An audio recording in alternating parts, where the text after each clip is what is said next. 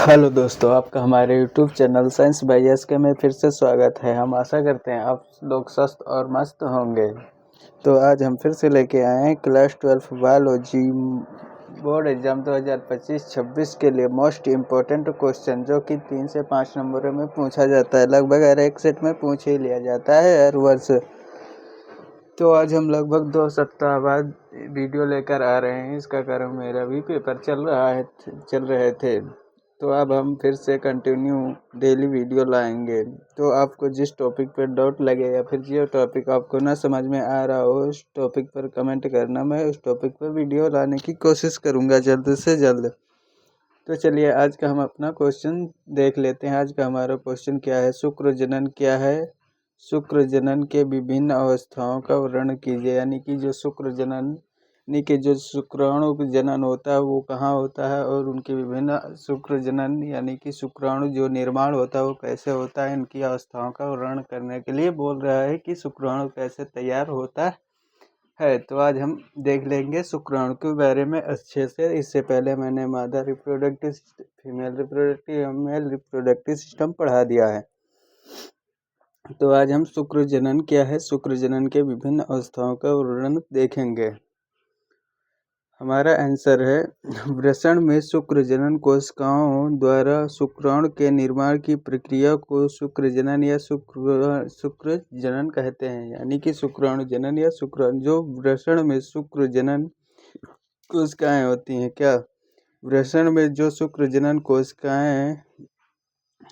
कोशिकाओं द्वारा शुक्राणु के निर्माण की प्रक्रिया को ही क्या शुक्राणु जनन या शुक्र जनन कहते हैं।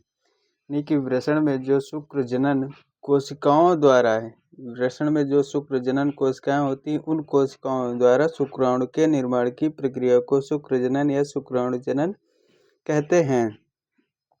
शुक्राणु जनन की प्रक्रिया निम्नलिखित 3 चरणों में पूरी होती है। यानी कि जो शुक्राणु जनन की प्रक्रिया होती है वह निम्नलिखित 3 चरणों में पूरी होती है। तो हमारी पहली प्रक्रिया कौन सी हो गई? गुणन अवस्था, और दूसरी वृद्धि अवस्था, और तीसरी होती है परिपक्वन अवस्था।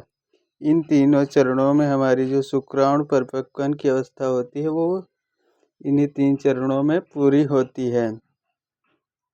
तो अब हम देख लेते हैं गुणन अवस्था क्या है। इस अवस्था में यानी कि जो गुणन अवस्था होती है, इसमें क्या होता है? इस अवस्था में जो जनन कोशिकाओं में समसूत्री विभाजन द्वारा शुक्र जनन कोशिकाओं का निर्माण होता है।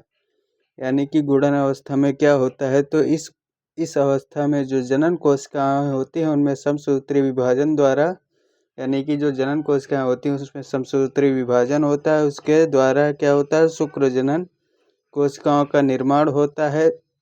जब समसूत्री विभाजन होगा जनन कोशिकाओं में तो शुक्राणु जनन कोशिकाओं का निर्माण होता है। तो ये द्विगुणित होती हैं। यानी कि ये द्विगुणित होती हैं। कौन ही? जो शुक्राणु जनन कोशिकाओं का निर्माण होता है, तो ये द्विगुणित होती हैं।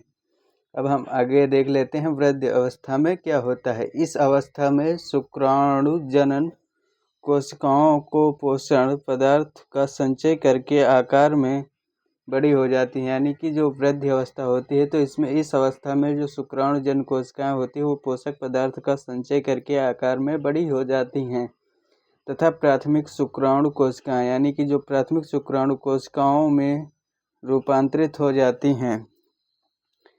एक बार हम फिर से समझने की कोशिश करेंगे वृद्धि अवस्था को अच्छे से।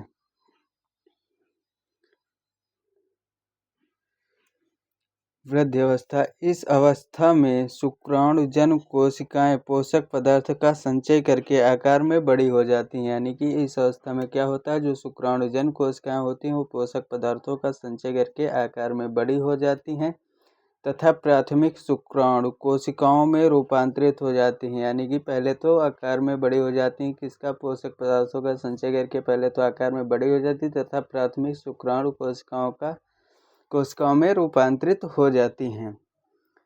तो हम अपना देख लेते हैं तीसरा, जो कि क्या है? परिपक्वन अवस्था।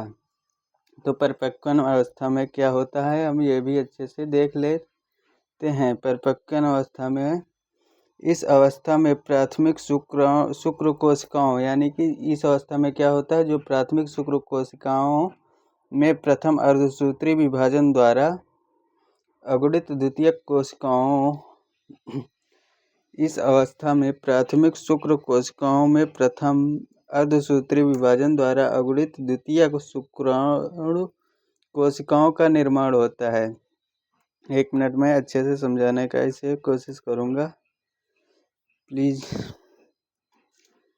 इस अवस्था में प्राथमिक कोशिकाओं में प्रथम अर्धसूत्री विभाजन द्वारा है, यानी कि जो परिपक्वन अवस्था होता है, इस अवस्था में प्राथमिक शुक्राणु कोशिकाओं में प्रथम अर्धसूत्री विभाजन द्वारा अगुणित द्वितीयक शुक्राणु कोशिकाओं का निर्माण होता है, यानी कि अगुणित द्वितीयक कोशिकाओं शुक्राणु कोशिकाओं का निर्माण होता है तथा इसके अर्धसूत्री विभाजन द्वारा, किसके अर्धसूत्री विभाजन द्वारा, तो अगुणित शुक्राणु कोशिकाओं के अर्धसूत्री विभाजन द्वारा पूर्ण शुक्राणु कोशिकाएं बनती हैं, यानी कि जो अगुणित द्वितीयक शुक्राणु कोशिकाएं होती हैं, इन्हीं के द्वारा पूर्ण शुक्राणु कोशिकाएं बनती हैं। बाद में इन्हीं के द्वारा शुक्राणुओं का निर्माण होता है।